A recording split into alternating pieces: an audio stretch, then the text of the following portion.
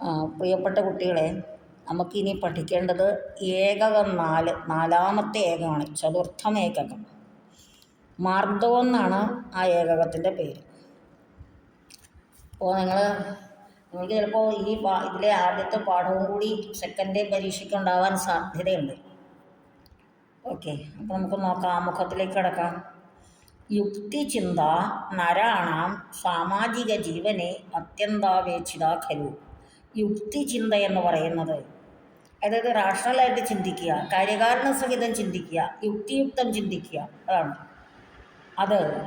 നരാണാം സാമാജിക ജീവനെ, മനുഷ്യരുടെ സാമൂഹിക ജീവിതത്തിൽ അത്യന്താപേക്ഷിത ഖലു, അത്യന്താപേക്ഷിതമാണല്ലോ, അങ്ങേറ്റവും അത്യാവശ്യമാണ്. യുക്തിചിന്തയോടുകൂടിയാണ് നമ്മൾ ജീവിതം നയിക്കേണ്ടത്. ശാസ്ത്രജ്ഞാനത്തിലൂടെയും ലൗകിക ന്യായാനാം പ്രയോഗേണ ച, ലൗകിക ന്യായങ്ങളുടെ പ്രയോഗത്തിലൂടെയും, അത് ലോകസാധാരണമായ ചില ന്യായങ്ങളുണ്ട്, അത് ചില രീതികളുണ്ട്. ന്യായം എന്നുള്ളതിനോട് രീതി എന്ന് എടുക്കാം, രീതികളുണ്ട്. അതിലൂടെയും അസ്മാസു യുക്തിബോധ പ്രവർത്തതേ, നമ്മളിൽ യുക്തിബോധം വർദ്ധിക്കുന്നു. മനസ്സിനെ കുസ്മവത്, പൂവിനെ പോലെ, മൃദുഹു നിർമ്മലം ച സ്യാത്. അവിടെ നിധിയായിട്ട് എടുക്കണ്ട, മനസ്സ് എന്ന് കാണുന്നില്ല, മനസ്സ് പൂവിനെ പോലെ, കുസ്മവത് പൂവിനെ പോലെ, മൃദുഹു, വധ എന്നുള്ള പ്രത്യേകം പോലെ എന്നുള്ള അർത്ഥത്തിലാണ്. മൃദുവായിരിക്കണം, നിർമ്മലം ച സ്യാത്, നിർമ്മലവുമായിരിക്കണം, അഴുക്കില്ലാത്തതായിരിക്കണം, കൃഷ്ണും കുന്നായ്മയും ദേഷ്യവും അസൂയയും അതൊന്നും ഇല്ലാതിരിക്കണം. തദാത്വേ ഏവ, അപ്പോൾ മാത്രമേ, തദാത്വേ എന്നുള്ളതിന് തസ്മിൻ അവസരേ എന്നാണ് അർത്ഥം. ആ അവസരത്തിലാണ് യുക്തിചിന്ത പ്രവർദ്ധതേ, യുക്തിചിന്ത വർദ്ധിക്കേണ്ടു. മാർദ്ദവം നാമകേ അസ്മിൻ ഏകകേ, മാർദ്ദവമെന്ന ഈ ഏകകത്തിൽ ത്രയഃ പാഠാഃ സന്തി, 3 പാഠങ്ങളാണുള്ളത്. ഒരു സിംഹാവലോകനം ഇതി ലൗകിക ന്യായാത്മിക കഥ, ദ്രഷ്ടവ്യം ശാസ്ത്രചക്ഷുഷ ഇതി സുഭാഷിത പാഠഃ, ശിക്ഷാനുശാസനമിതി സംഭാഷണ പാഠശ്ച. 3 പാഠങ്ങൾ. യുക്തിചിന്തയാ ശാസ്ത്രീയ വീക്ഷണേന ച അഗ്രേ ഗച്ഛാമഹ, യുക്തിചിന്തയോടെയും ശാസ്ത്രീയ വീക്ഷണത്തിലൂടെയും നമുക്ക് മുന്നോട്ട് പോകാം. നമ്മളിതുവരെ അങ്ങനെയാണല്ലോ പോയിക്കൊണ്ടിരുന്നത്, വീണ്ടും അതേപോലെ തന്നെ യാത്ര തുടരാമെന്നർത്ഥം. ആരും ഇങ്ങനെ യുക്തിചിന്തയില്ലാതെയോ ശാസ്ത്രീയ വീക്ഷണമില്ലാതെയൊന്നും ആരും ആരോട് സംസാരിക്കാറില്ല. എല്ലാവരും നല്ല ബുദ്ധിമാന്മാരാണ്, കുട്ടികളൊക്കെ എല്ലാവരും നല്ല ബുദ്ധിയുള്ളവരാണ്, വിവരമുള്ളവരാണ്, അധ്യാപകരെക്കാൾ വിവരമുള്ളവരാണ്.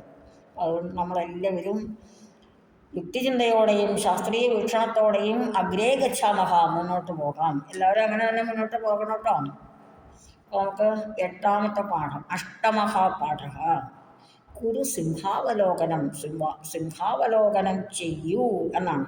അപ്പോൾ നമുക്കിനി സിംഹാവലോകനം എന്താണെന്ന് ഈ പാഠത്തിലൂടെ പഠിക്കാം. പാഠപ്രവേശ.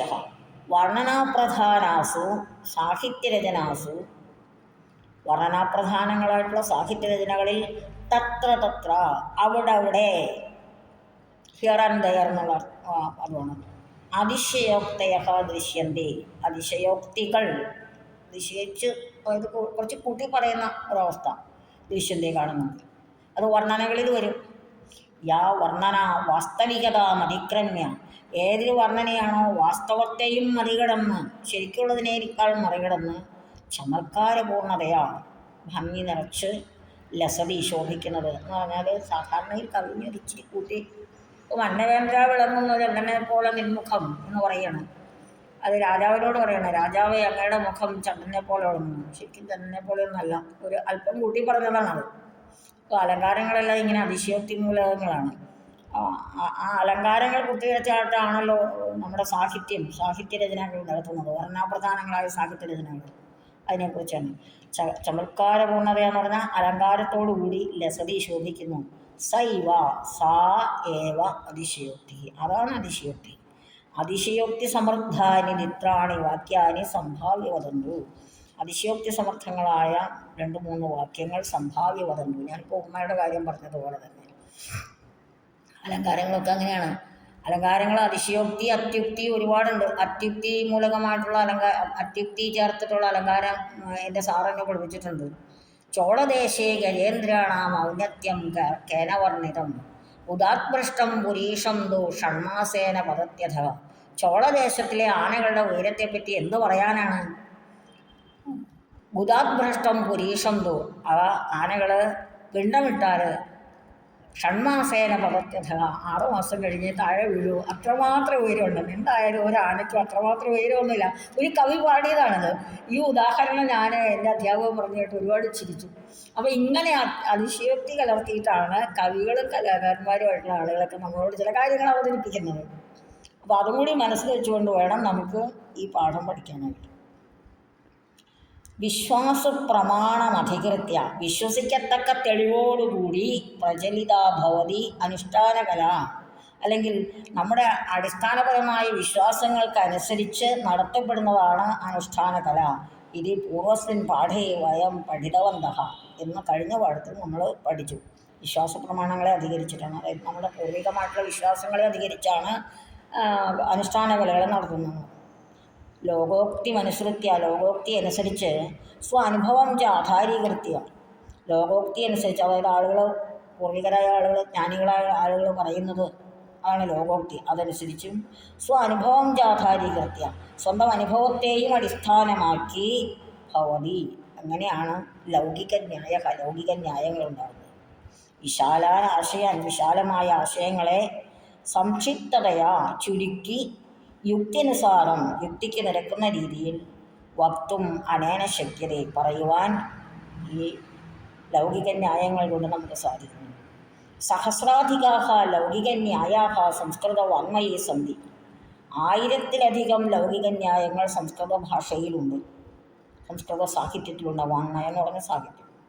തേഭ്യഃ ചതുരഃ ന്യായാൻ, അതിൽ നിന്ന് 4 ന്യായങ്ങളെ ആഖ്യാനരൂപേണ അത്ര പ്രതിപാദ്യതി, വർണ്ണിച്ചുകൊണ്ട് കഥയിലൂടെ ഇവിടെ പ്രതിപാദിക്കുന്നു.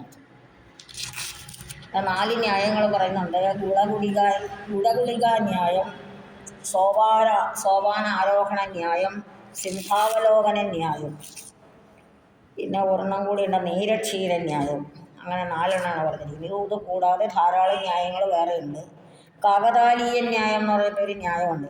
ഇതിലില്ലാത്ത ന്യായം കേട്ടോ അത്. കാക്കയും വന്നു പനമ്പഴവും വീണു എന്ന് പറയുന്നത്, അതായത് കോയിൻസൈഡ് ചെയ്ത് 2 സംഭവങ്ങൾ കോയിൻസൈഡ് ചെയ്ത് വരുന്നതിനാണ് അങ്ങനെ പറയുന്നത്. കാക്ക വന്നപ്പോൾ തന്നെ പനമ്പഴം വീണു, കാക്കയ്ക്ക് അത് ഗുണകരമായി. പിന്നെ അരണ്യരോധന ന്യായം, കാട്ടിൽ കിടന്ന് കരഞ്ഞാൽ ആരും കേൾക്കില്ല, പ്രയത്നം വിഫലമാണെന്നുള്ളത് കാണിക്കാനാണ് ആ ന്യായം.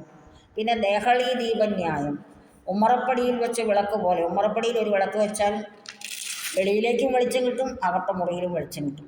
അപ്പോൾ 2 ഉപകാരത്തിന് വേണ്ടി ചെയ്യുന്ന കാര്യങ്ങൾ പറയേണ്ടിടത്താണ് ഈ ന്യായങ്ങൾ. അപ്പോൾ ഈ ന്യായങ്ങളുടെ പേരുകൾ നിങ്ങളുടെ മനസ്സിലുണ്ടാവണം കേട്ടോ. കാകതാലീയ ന്യായം, അരണ്യരോധന ന്യായം, ദേഹളീ ദീപന്യായം. അതിൽ അരണ്യരോധന ന്യായം മുമ്പുള്ള പാഠപുസ്തകത്തിൽ ഉണ്ടായിരുന്നു, പഠിക്കാനുണ്ടായിരുന്നു. അപ്പോൾ നമുക്ക് ആദ്യത്തേത് ഇവിടെ നിങ്ങൾക്ക് പറയാനുള്ളത് ഗുഡഗുളിക ന്യായത്തെക്കുറിച്ചാണ്. ഗുഡം എന്ന് പറഞ്ഞാൽ ശർക്കരയാണ്, ഗുളിക എന്ന് പറഞ്ഞാൽ മരുന്നുകൾ, ഏത് മരുന്നാവട്ടെ, കഷായമോ ഗുളികയോ അങ്ങനെ എന്തെങ്കിലും.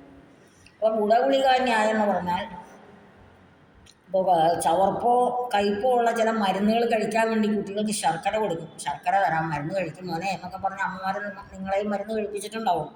ചിലപ്പോൾ ആദ്യം തന്നെ ശർക്കര കൊടുത്തെന്നിരിക്കും. അത് കഴിഞ്ഞ് മരുന്ന് കഴിച്ച് വീണ്ടും കയ്പൊക്കെ മാറാൻ വേണ്ടി വീണ്ടും ശർക്കര കൊടുക്കും. അപ്പോൾ അങ്ങനെ ആ കൊടുക്കുന്ന ഔഷധത്തിൻ്റെ ഗുണം കിട്ടുകയും വേണം. എന്നാൽ വിമുഖതയുള്ള കുഞ്ഞാണെങ്കിലും വലിയ ആളുകൾക്കും ഉണ്ടാവും വിമുഖതയിട്ട്. എനിക്കൊക്കെ നല്ല വിമുഖതയുണ്ട്. ഞാൻ മിഠായി തിന്നിട്ടാണ് മരുന്ന് കഴിക്കുക. മിഠായി പകുതി തിന്നിട്ട് മരുന്ന് കഴിക്കും, ബാക്കി പകുതി മരുന്ന് കഴിച്ചതിന് ശേഷം കഴിക്കും.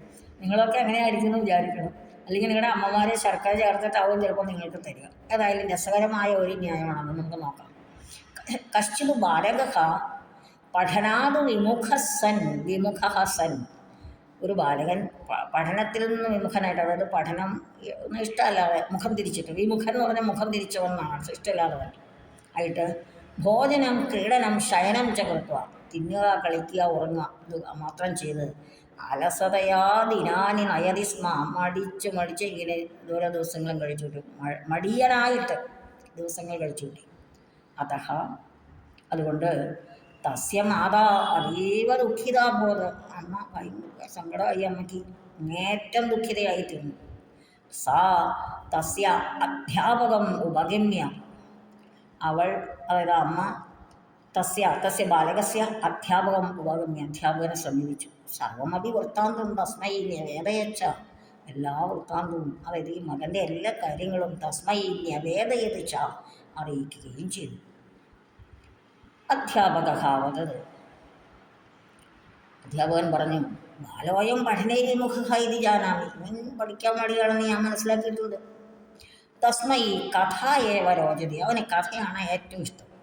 അതഹ, അതുകൊണ്ട് ഇതാനീ ഇപ്പോൾ ഗുഡഗുളിക ന്യായേന ഏവ തമഹം പഠയാമി, ഗുഡഗുളിക ന്യായത്തിലൂടെയാണ് ഞാൻ അവനെ പഠിപ്പിക്കുന്നത്. എന്ന് പറഞ്ഞാൽ മരുന്ന് കഴിക്കാൻ വിമുഖത കാണിക്കുന്ന കുട്ടിക്ക് ശർക്കര തരാമെന്ന് പറഞ്ഞ് പ്രലോഭിപ്പിക്കുന്നത് പോലെ അധ്യാപകൻ എന്തു ചെയ്യാൻ പോകുന്നു?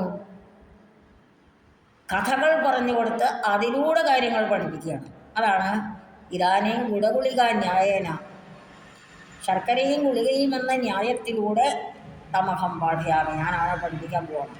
തിക്തരസാം ഗുളികാം, കയ്പുള്ള ഗുളികയെ ശർക്കരയാ സഹ ദദാതി ചെയ്ത്, മധുരത്തോടൊപ്പം, അത് മധുരം അതിലേക്ക് ചേർത്തിട്ടൊന്നല്ല, ഇത് തരാമെന്ന് പറഞ്ഞ് കയ്യിൽ കാണിക്കുക, മരുന്ന് കഴിപ്പിക്കുക, ആ ശർക്കര അല്ലെങ്കിൽ മിഠായി അല്ലെങ്കിൽ എന്താണെന്ന് വെച്ചാൽ കുട്ടിക്ക് ഇഷ്ടമുള്ളൊരു സാധനം കൊടുക്കുന്നുവെങ്കിൽ ദദാതി ചെയ്ത്, അങ്ങനെ കൊടുത്താൽ ശിശവഹ ഖാദേയുഹു, ശിശുക്കൾ കഴിച്ചുകൊള്ളും. ഖാദേത് ഖാദേതാം ഖാദേയുഹു, അത് വിധിലിംഗിൻ്റെ പ്രഥമപുരുഷ ബഹുവചനമാണ്. ഖാദുഭാവം. തഥാ, അപ്രകാരം വിവിധ രസയുക്താഭി കഥാഭി, വിവിധ രസങ്ങളോടുകൂടിയ കഥകളിലൂടെ സഹ ഗുണപാഠാൻ തം ഉപദിശാമി, കഥകളിലൂടെ തന്നെ, കഥകൾ കൊണ്ട്, കഥകളോടൊപ്പം തന്നെ എന്നാണ് കഥാഭി സഹ, കഥകളോടൊപ്പം ഗുണപാഠാൻ തം ഉപദിശാമി, ഗുണപാഠങ്ങളെ ഞാൻ അയാൾക്ക് പഠിപ്പിച്ചു കൊള്ളാം, ആ കുട്ടിയെ ഞാൻ പഠിപ്പിച്ചു കൊള്ളാം. ഏവം എന്ന അധ്യാപകൻ അമ്മയ്ക്ക് വാക്ക് കൊടുത്തല്ലോ. ഏവം, അങ്ങനെ ബഹുഭിഹി ഗുണപാഠ കഥാഭിഹി, ഗുണപാഠങ്ങൾ അടങ്ങിയ ധാരാളം കഥകൾ കൊണ്ട് തസ്യ ആലസ്യം, അവൻ്റെ മടി, പഠിക്കാനുള്ള മടി, അധ്യാപക ക്രമേണ ദൂരീച്ചകാര, അധ്യാപകൻ ക്രമത്തിൽ മാറ്റിയെടുത്തു. അതായത് കഥകൾ പറഞ്ഞ് ആ കഥകളിൽ ഉപദേശങ്ങൾ അടങ്ങിയ കഥകളാണ്. ഉപദേശം എന്ന് പറഞ്ഞാൽ പഠിക്കാനും അറിയാനും ആവശ്യമുള്ള, പഠിച്ചിരിക്കേണ്ട കാര്യങ്ങൾ ഉൾക്കൊള്ളുന്ന കഥകൾ പറഞ്ഞു കൊടുത്ത് ആ കുട്ടിക്ക് പഠിക്കാൻ പ്രേരണയുണ്ട്. തദനു, അതിനുശേഷം, തദനന്തരം എന്നാണ്. സ ശിഷ്യ, ആ ശിഷ്യൻ പഠനത്തിൽ തൽപരനായിട്ട് വിവിധാനി പുസ്തകാനി പഠിതും ആരഭത, വ്യത്യസ്ത തരത്തിലുള്ള, അതായത് വിവിധ വിഷയങ്ങളടങ്ങിയ പുസ്തകങ്ങൾ പഠിക്കാൻ തുടങ്ങി. ഏകദാ, ഒരിക്കൽ തസ്യ വാചന താല്പര്യം സമീക്ഷ്യ, അവന് വായിക്കുവാനുള്ള, പുസ്തകങ്ങൾ വായിക്കാനുള്ള താല്പര്യം കണ്ടിട്ട്, വീക്ഷിച്ചിട്ട്, നിരീക്ഷിച്ചിട്ട് അധ്യാപക തമവദത്, അധ്യാപകൻ അവനോട് പറഞ്ഞു, വത്സ, മോനെ, കിം പഠനീയമിതി വിഷയേ ചിന്തയാ അലം, എന്താണ് പഠിക്കേണ്ടതെന്ന കാര്യത്തിൽ ചിന്തിക്കേണ്ട ആവശ്യമേ ഇല്ല. സമസ്തമതി പഠിതവ്യം ഭവതി, എല്ലാം പഠിക്കേണ്ടത് തന്നെയാണ്. തഥാപി, എന്നിരിക്കലും നീരക്ഷീരന്യായേന, നീരക്ഷീര ന്യായത്തിലൂടെ യദവശ്യം യുക്തിയുക്തം ച, എന്താണോ അങ്ങേയറ്റം നമുക്ക് ആവശ്യമുള്ളത്, യുക്തിസഹമായത്, തദേവ സ്വീകരണീയം, അതാണ് സ്വീകരിക്കേണ്ടത്. ഈ നീരക്ഷീരം, നീരം എന്ന് പറഞ്ഞാൽ വെള്ളമെന്നും ക്ഷീരം എന്ന് പറഞ്ഞാൽ പാലെന്നാണ്. പാലും വെള്ളവും കൂടി ചേർത്ത് കൊടുത്താൽ അരയന്നങ്ങൾക്ക് അതിൽ പാല് മാത്രം വേർതിരിച്ച് കുടിക്കാൻ കഴിവുണ്ടെന്ന് ഒരു സങ്കല്പം കേട്ടിട്ടുണ്ട്. വാസ്തവമാണെന്ന് അറിയില്ല. അരയന്നങ്ങളാണ് കേട്ടോ, നമ്മളിവിടെ കാണുന്ന കൊക്കുകളൊന്നുമല്ല. ഹിമാലയത്തിൻ്റെ മുകൾത്തട്ടിലും മാനസസരസിലും മറ്റും വസിക്കുന്ന ദൈവികാംശമുള്ള അരയന്നങ്ങൾക്ക് അത് കഴിഞ്ഞേക്കുമായിരിക്കും. അവർക്ക് പറ്റുമെന്നാണ് പറഞ്ഞിട്ടുള്ളത്. ഹംസഹ, അരയന്നം, നീരമിശ്രിതാത് ക്ഷീരാത്, വെള്ളം ചേർത്ത പാലിൽ നിന്ന് ക്ഷീരമേവ സ്വീകരോതി, പാല് മാത്രം സ്വീകരിക്കുന്നു. ഇത് പ്രസിദ്ധിരസ്തി എന്ന് പ്രസിദ്ധിയുണ്ട്. തദ്വത് സാരം സ്വീകരോതു, അതുപോലെ നീ സാരമായത് മാത്രം സ്വീകരിച്ചാൽ മതി. പുസ്തകങ്ങൾ ഇഷ്ടം പ്രകാരം വായിച്ചോളൂ, അതിൽ ആവശ്യമുള്ളത് മാത്രം എടുക്കുക. നിസ്സാരം സർവം, സാരമില്ലാത്ത, ആവശ്യമില്ലാത്ത, അല്ലെങ്കിൽ കഴമ്പില്ലാത്ത, അതിഗഹനമല്ലാത്ത, നമുക്ക് അത്യാവശ്യമല്ലാത്ത സർവം ത്യജതു, എല്ലാം അവൻ മാറ്റിവെച്ചേക്കൂ, അതങ്ങ് ഉപേക്ഷിച്ച് കളഞ്ഞേക്കൂ, കാര്യമുള്ളത് മാത്രം എടുക്കുക. അപ്പോൾ കാര്യമുള്ളത് മാത്രം എടുക്കുന്നതിന് ഉപയോഗിക്കുന്ന ന്യായമാണ് നീരക്ഷീരന്യായം. ഗുഡഗുളികാ ന്യായം എന്ന് പറഞ്ഞാൽ മടിയന്മാരായ ആളുകൾക്ക് അല്ലെങ്കിൽ കഷായം കുടിക്കാൻ ബുദ്ധിമുട്ടുള്ള ആളുകൾക്ക് മധുരം മുൻനിർത്തി മധുരം തരാമെന്ന് പറഞ്ഞ് പ്രലോഭിപ്പിച്ച് അവരെ കൊണ്ട് മരുന്ന് കഴിപ്പിക്കുന്നത് പോലെ ഗുണപാഠ കഥകളിലൂടെ കാര്യങ്ങൾ ഗ്രഹിപ്പിക്കുന്നതിനാണ് ഗുഡഗുളികാ ന്യായങ്ങൾ. അപ്പോൾ രണ്ട് ന്യായങ്ങളും നിങ്ങൾക്ക് മനസ്സിലായി. ഏവം ഇപ്രകാരം ത്യാജ്യഗ്രാഹ്യ വിവേചന ധിയ, ത്യജിക്കേണ്ടതേത് സ്വീകരിക്കേണ്ടത് എന്നുള്ള വിവേചന ബുദ്ധിയോടെ, ധിയ എന്ന് പറഞ്ഞാൽ ബുദ്ധിയോടുകൂടി എന്നാണ്, ധീഹി എന്ന് പറഞ്ഞാൽ ബുദ്ധി, അതിൻ്റെ തൃതീയാണ് ധിയ. ത്യാജ്യഗ്രാഹ്യ വിവേചന ധിയ എന്ന് പറഞ്ഞാൽ ത്യാജ്യം ത്യജിക്കേണ്ടത്, ഗ്രാഹ്യം ഗ്രഹിക്കേണ്ടത്, സ്വീകരിക്കേണ്ടത്, ഇതിനെ രണ്ടിനെയും വിവേചിച്ച് വേർതിരിച്ചറിഞ്ഞ് അറിയുന്ന ബുദ്ധിയോടുകൂടി സഹ അനേകാൻ ഗ്രന്ഥാൻ പഠിത്വ, അവൻ അനേകം ഗ്രന്ഥങ്ങൾ പഠിച്ച് ക്രമേണ ക്രമത്തിൽ സോപാന ആരോഹണന്യായേന, സോപാനം എന്ന് പറഞ്ഞാൽ പടിക്കെട്ടുകൾ ഇങ്ങനെ 1, 2, 3 മുകളിലേക്ക് കയറി പോവല്ലോ.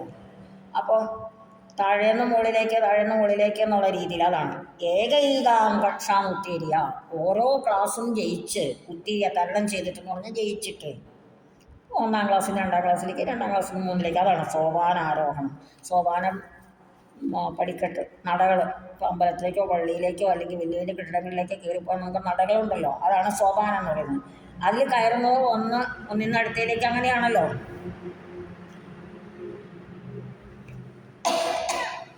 അങ്ങനെ സോപാനാരോഹണ രീതിയിൽ ഏകൈകാം കക്ഷാമുത്തീര്യ, ഓരോ ക്ലാസ്സും കടന്ന് ഉന്നതം വിജയം പ്രാപ്തവാൻ, ഉയർന്ന വിജയത്തിൽ എത്തിച്ചേർന്നു.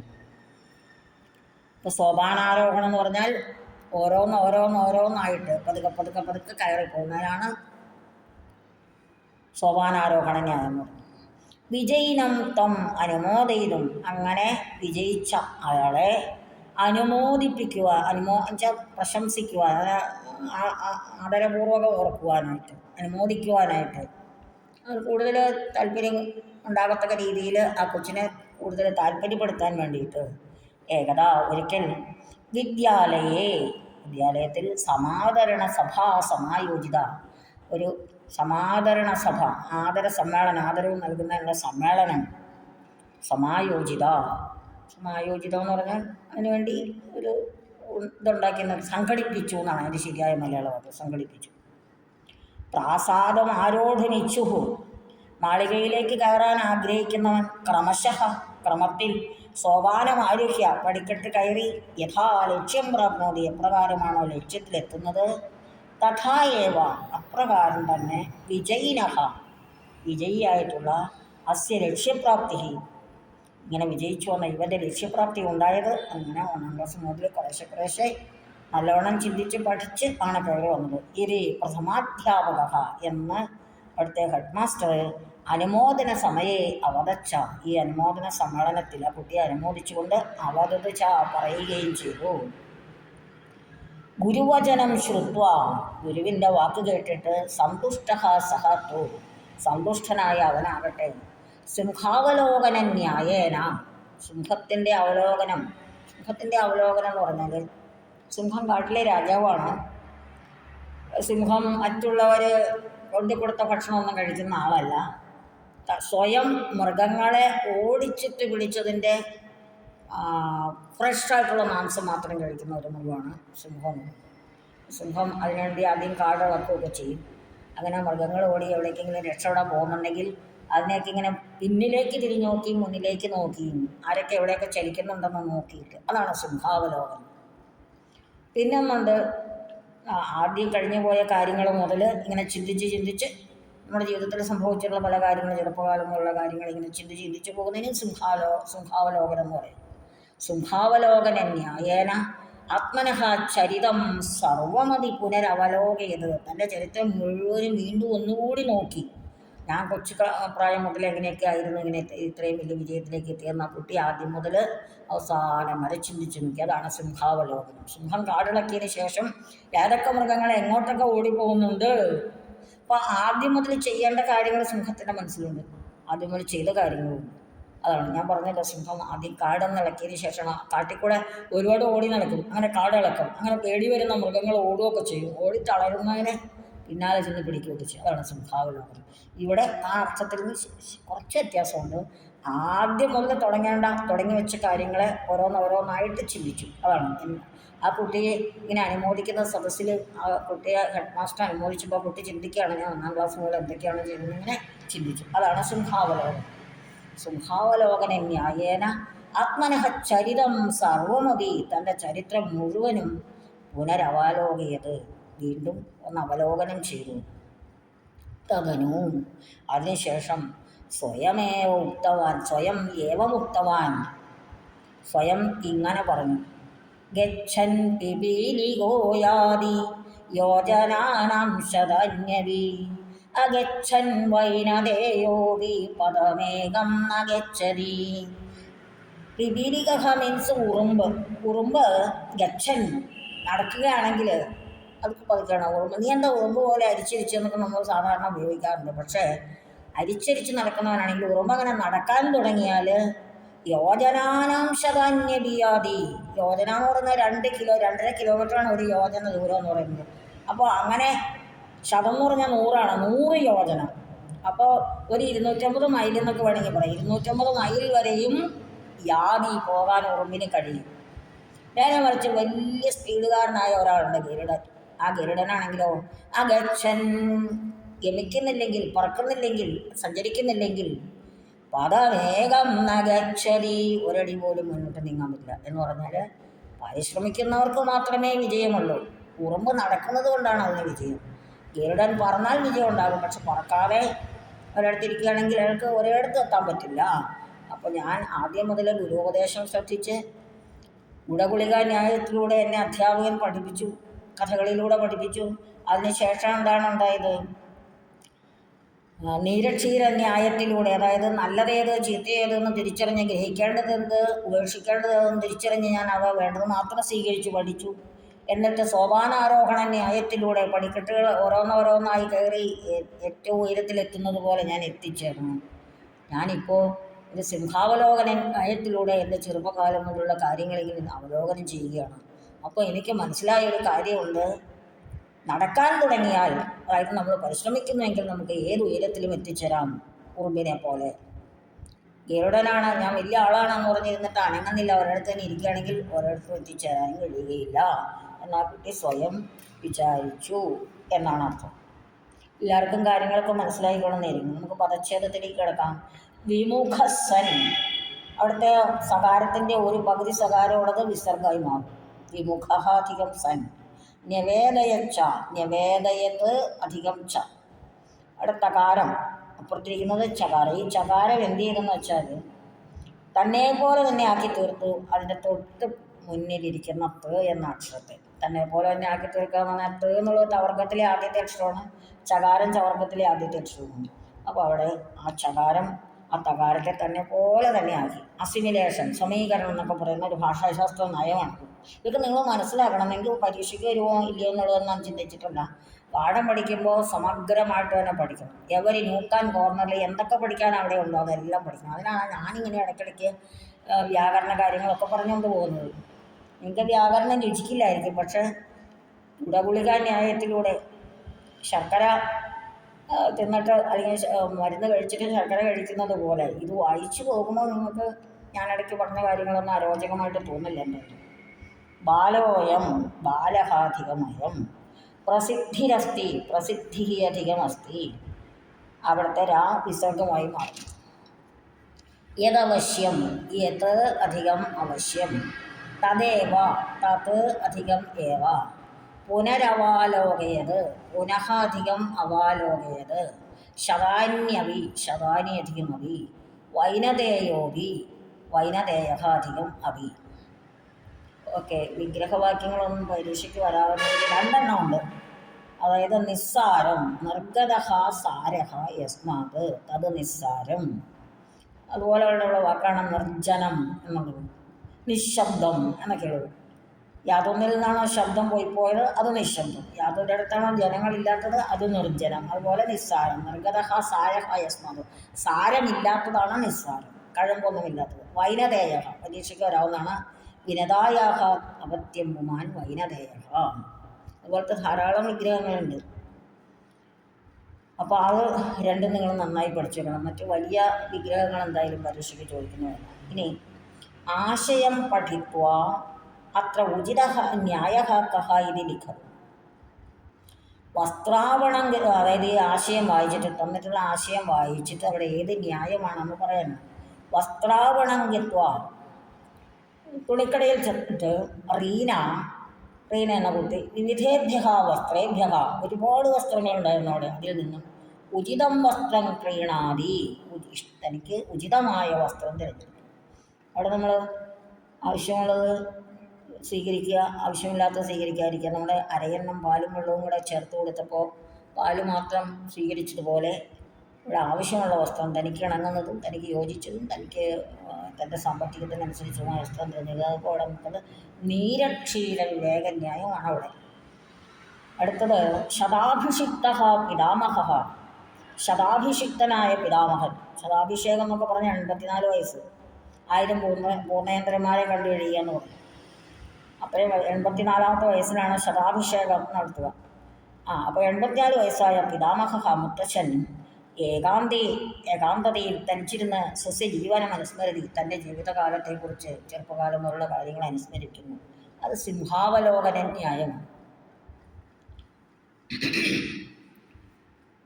ഇനി കശ്ചിത് ദരിദ്ര യുവ കഠിനേന പരിശ്രമേണ ക്രമേണ ആവണാവലിം സ്ഥാപയാമാസ. ഒരു ദരിദ്രനായ യുവാവ് കഠിന പരിശ്രമം കൊണ്ട് ഒരു ആവണാവലി തന്നെ, ഒരു വലിയ ഒരു മാള്,